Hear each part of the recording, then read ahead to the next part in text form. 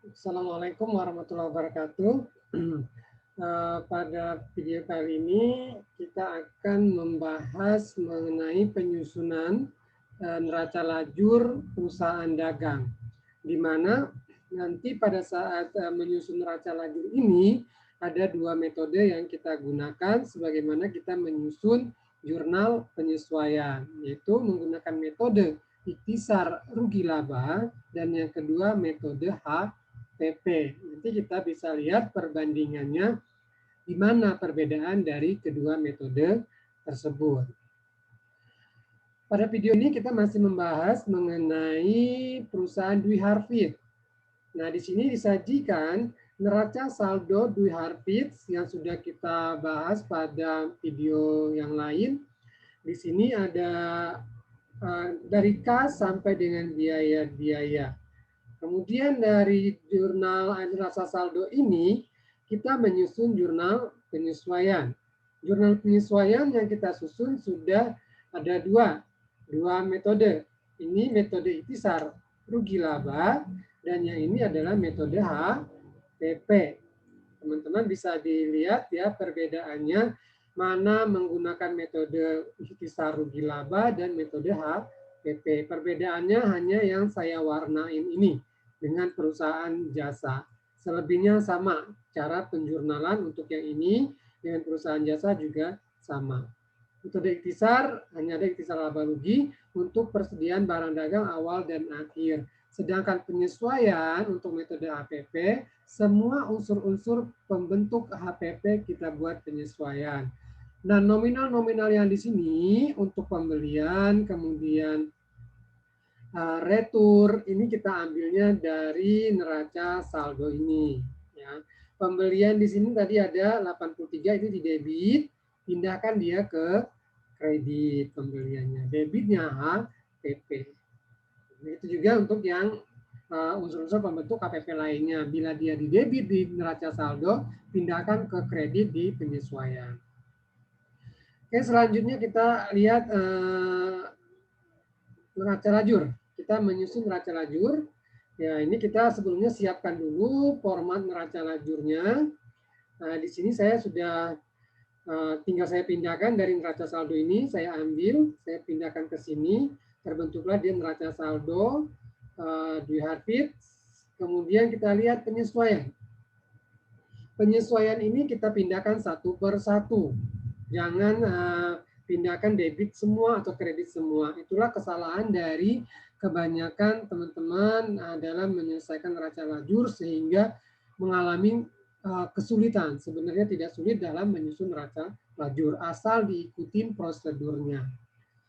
Pertama, kita lihat di penyesuaian untuk metode ikhtisar rugi laba. Di debit ada ikhtisar rugi laba 27.500 dan di kreditnya ada persediaan barang dagang. Kita pindahkan. Di sini kita tulis di bawahnya karena di atas belum ada ikhtisar rugi laba. Di sini kita tulis ikhtisar rugi laba. Tadi di debit 27.500. Oke, kemudian kreditnya tadi pada persediaan. Persediaan di kredit 27.500. Nah, kemudian yang selanjutnya persediaan barang dagang akhir dan ikhtisar rugi laba. Ikhtisar rugi laba di kredit, barang dagang akhir di debit 20.500. Nah, di sini ada persediaan barang dagang. Jangan dicari barang dagang awal dan akhirnya. Ini adalah barang dagang awal dan yang kita akan masukkan ke penyesuaian ini adalah barang dagang akhir. Tadi jumlahnya 27.500. 20.500 ya. 20.500 kelebihan uangnya.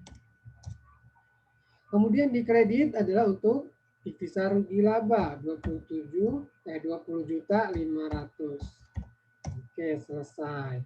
Kemudian baru kita pindahkan lagi yang ini. Advertensi dibayar di muka 1.500.000 sama biaya advertensi.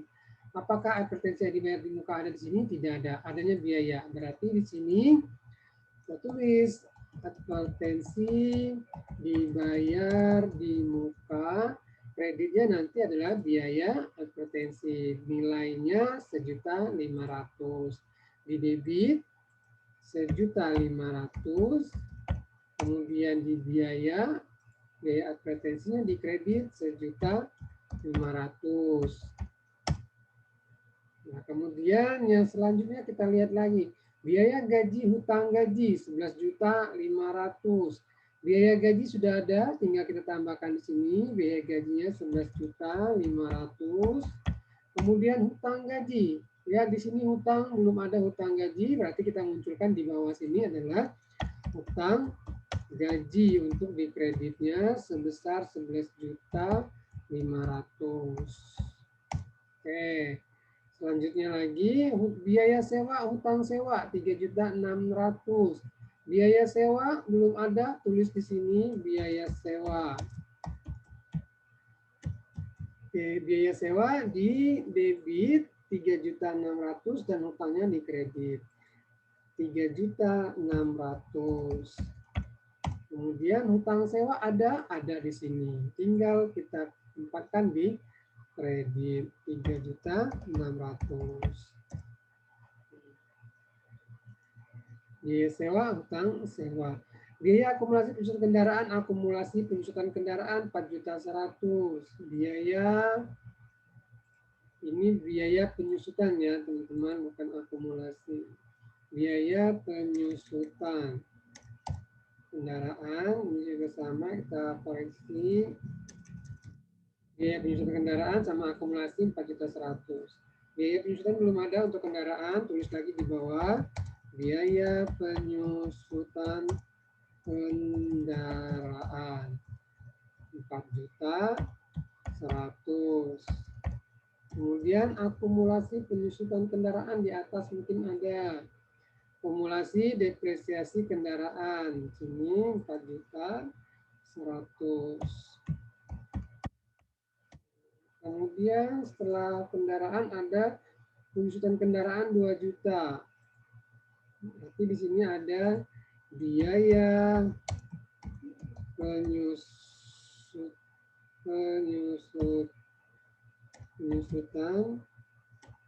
peralatan 2 juta. Kemudian akumulasi penyusutan peralatan 2 juta. Oke. Semua sudah dipindahkan, sudah. Sekarang kita jumlahkan untuk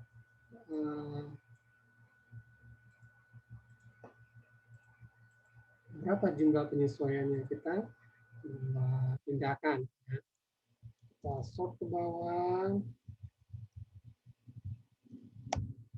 Apakah sama dengan penyesuaian yang formalnya 70.700.000? Sama, berarti sudah oke. Nah, sekarang kita setelah penyesuaian kita pindahkan, sekarang kita hubungkan antara neraca saldo dengan penyesuaian, kita tempatkan di neraca saldo disesuaikan sesuai dengan saldo normal. Untuk kas, kemudian piutang dagang, piutang lain-lain tidak ada pengaruh dari jurnal penyesuaian.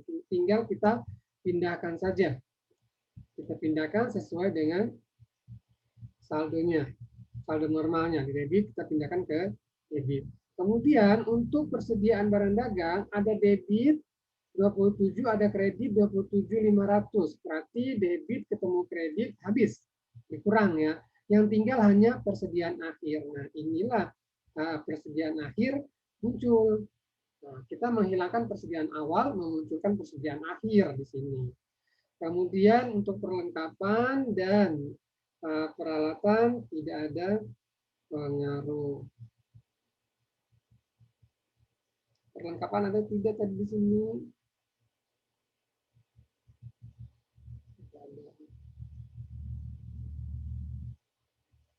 Kita tinggal pindahkan ke sini. Kemudian akumulasi bertambah di kredit. Kita jumlahkan kredit ditambah kredit. Oke. Kendaraan di sini tetap 75 juta. Akumulasi juga kita tambahkan untuk kendaraan. Akumulasi kendaraan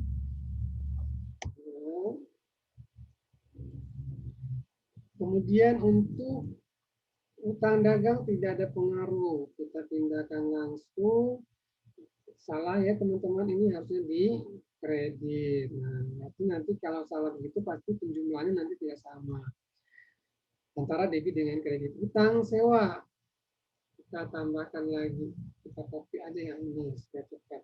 Nah, kemudian untuk dari sini sampai sini tidak ada pengaruh di jurnal penyesuaian. Tinggal kita pindahkan saja.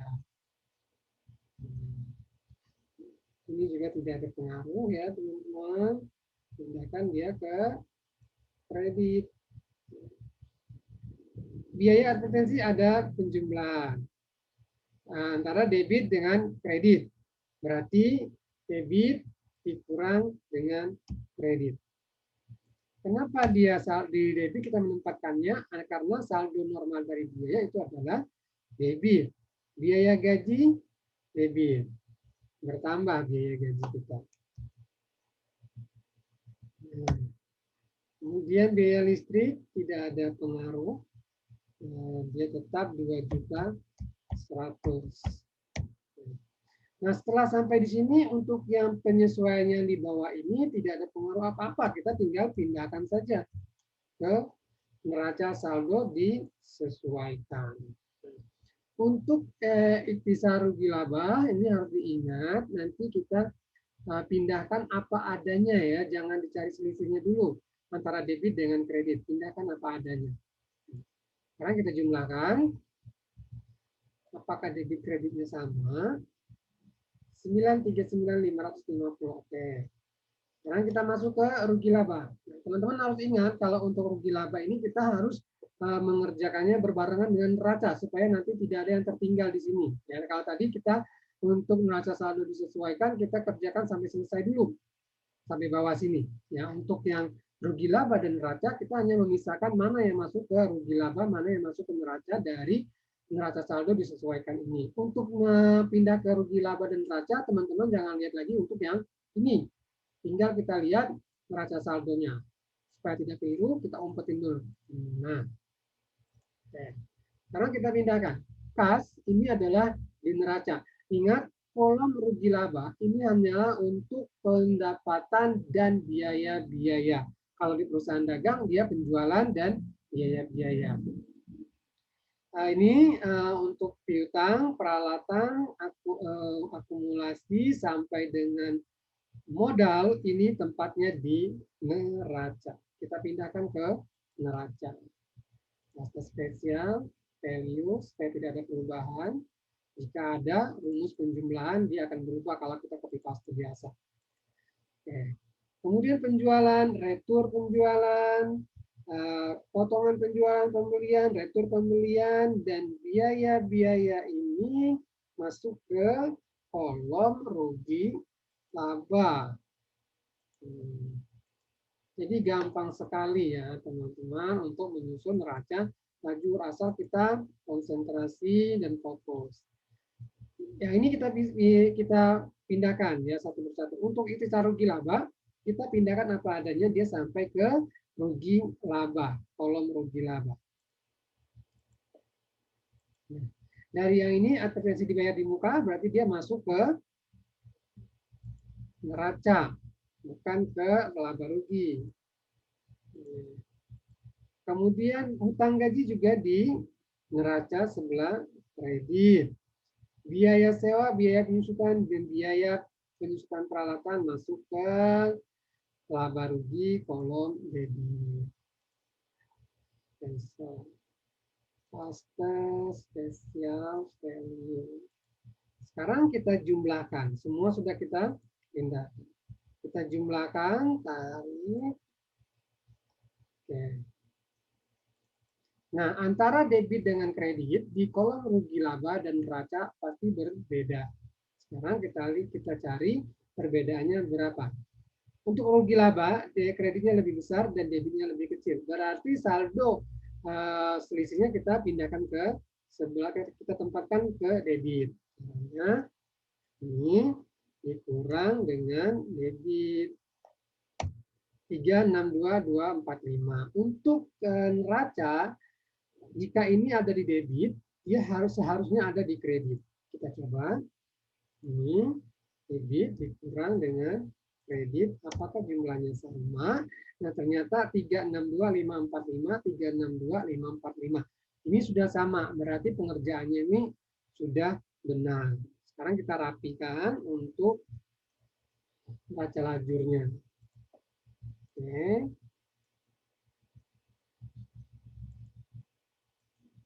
Ini kita jumlahkan, ini adalah jumlah. Kemudian di sini kita untuk menamain ini adalah laba bersih.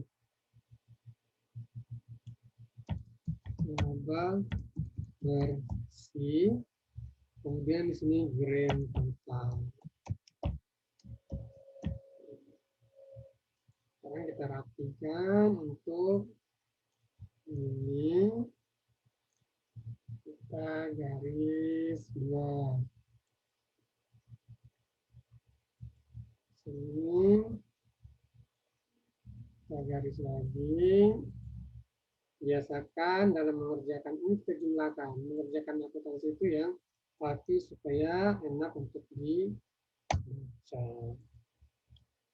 Copy paste.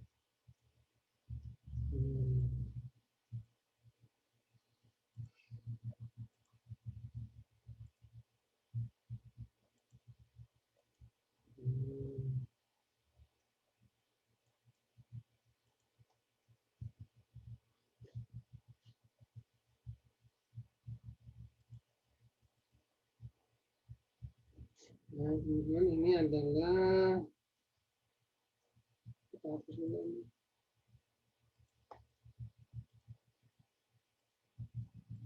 Kalau akuntansinya rapi itu enak untuk dibaca, mudah untuk dipahami.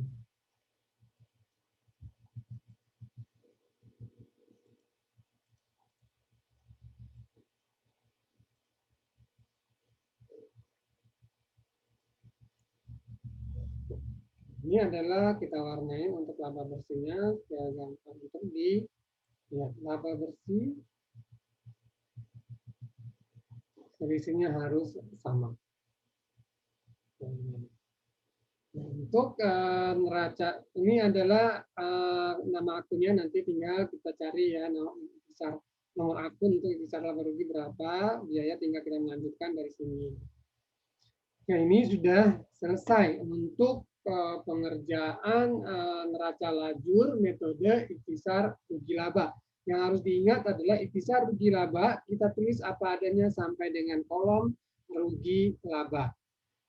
Oke, semoga teman-teman bisa memahami dan mencoba mengerjakan neraca lajur metode ikhtisar rugi laba ini. Mudah-mudahan dapat dikerjakan dengan cepat. Sekarang kita pindah ke neraca lajur. Kita menyusun neraca lajur dengan metode HPP. Kita copy dulu ini.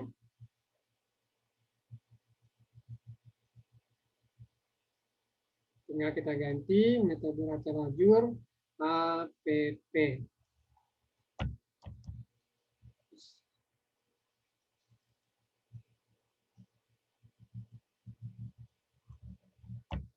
HPP. Nah, yang berbeda mana nanti? Ini sama ya, neraca saldonya sama. Kemudian ikhtisar, ini kita hapus dulu supaya nanti tidak keliru.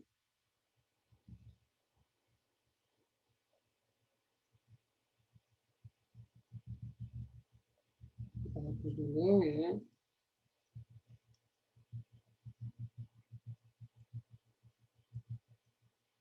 Saya putihkan saja dulu ya.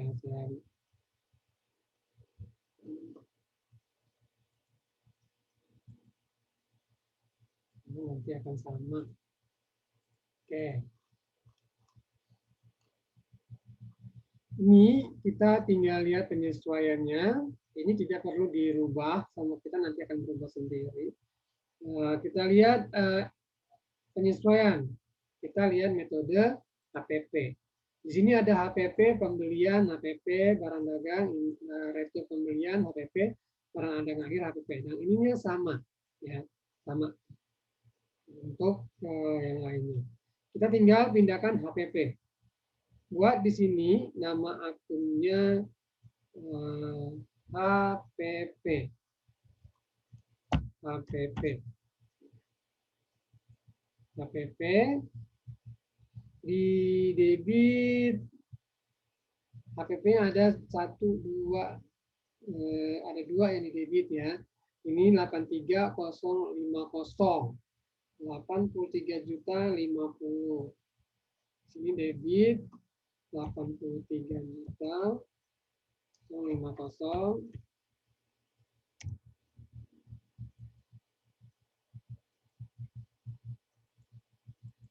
83 juta.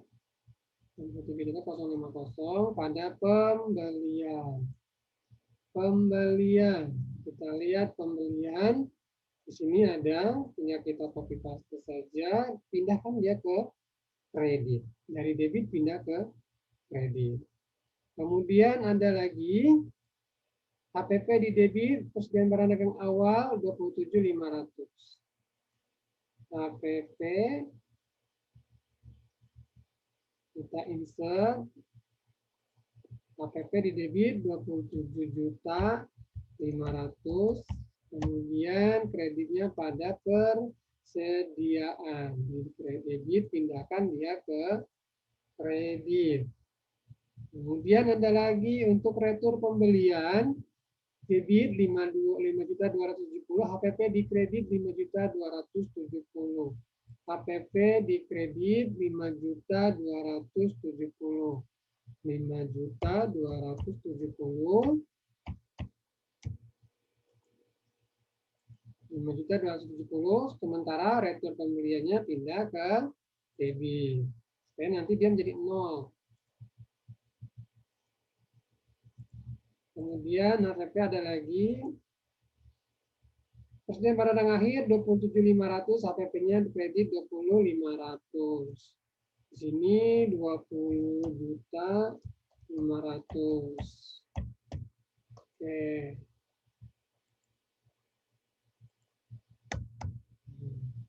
Debitnya 20.500.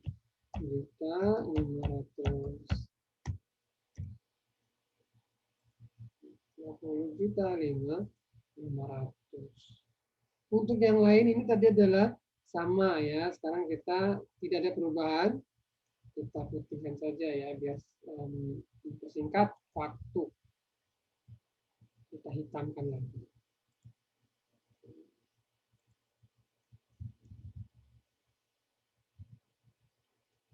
Hitamkan kembali. Sudah.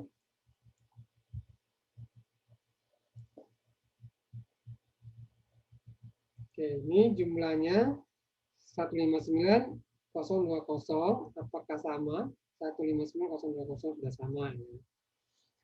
Karena sama dengan yang tadi, kita pindahkan dari penyesuaian dan neraca saldo ini kita hubungkan, kemudian kita tempatkan ke neraca saldo disesuaikan. Tidak ada pengaruh dari AJP, tidak ada pengaruh. Ini muncul yang ini, debit ketemu kredit habis, tinggal 20.500, 2 juta, 1.500.000, 6.200.000 tetap 75, 12, 113, 193.500, 555 juta, 40, 21, 375, 83.050.000, 5.270, 500.000, 34 juta, kemudian 2.100.000. Nah, sekarang kita untuk HPP. HPP ini kita cari selisihnya antara debit dengan kredit. Kita tempatkan dia di sebelah debit. Kita jumlahkan debit ditambah debit dikurang kredit dikurang lagi dengan kredit. Perbedaan dengan ikhtisar rugi laba. Kalau rugi laba tadi kita tulis apa adanya, debit ke debit, kredit ke kredit ya untuk yang ini. Nah, ini kita pindahkan dia sini. Sama. Tapi pada metode HPP, HPP ini kita cari selisihnya antara debit dengan kredit, tempatkan dia di sebelah debit di kolom saldo laba rugi. Kemudian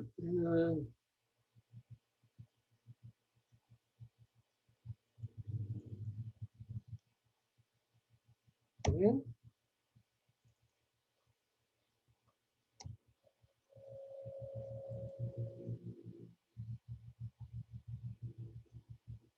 Ini kita jumlahkan dulu ya teman-teman. Tadi ada sedikit kesalahan. Jumlahkan dulu debit ditambah debit S. Tetap seperti ini ya teman-teman. Cuma kita koreksi dulu yang ini. Tadi ada pembelian, penyesuaian untuk pembelian. Pembelian kita, karena di sini tidak sama, kita menggunakan metode APP. Kita cek penyesuaian kita. Nah, pembelian debit ketemu kredit berarti 0 ya teman-teman. Ya, metode HPP. Satu lagi ada retur pembelian kredit ketemu debit. Kredit ketemu debit. Oke. Sudah sama. Berarti kalau ada pas penjumlahannya itu berbeda, kita cek lagi apakah ada kekeliruan seperti tadi. Kita ada kekeliruan dalam penjumlahan untuk pembelian di saldo akhirnya berapa, di neraca saldo disesuaikan kemudian untuk retur pembelian. Karena sudah sama, sekarang kita tinggal masukkan ke rugi laba. Kita rugi laba dan neraca. Sudah pindah ke sini semua sama, ini juga sama, ini juga ya teman-teman. Penjualan juga sama. Retur penjualan masih ada, potongan penjualan. Pembelian kita sudah tidak ada lagi. Di sini tidak ada lagi. Pembelian di neraca saldo disesuaikan. Berarti di sini nilainya adalah 0. Kemudian untuk retur pembelian juga 0. Biaya advertensi masih sama. Ini juga biaya advertensi dibayar muka di sini. HPP kita pindahkan dia ke sebelah debit di kolom rugi laba. Biaya sama, hutang gaji di sini, kredit di sebelah neraca. Setelah kita jumlahkan, selisihnya 362.545.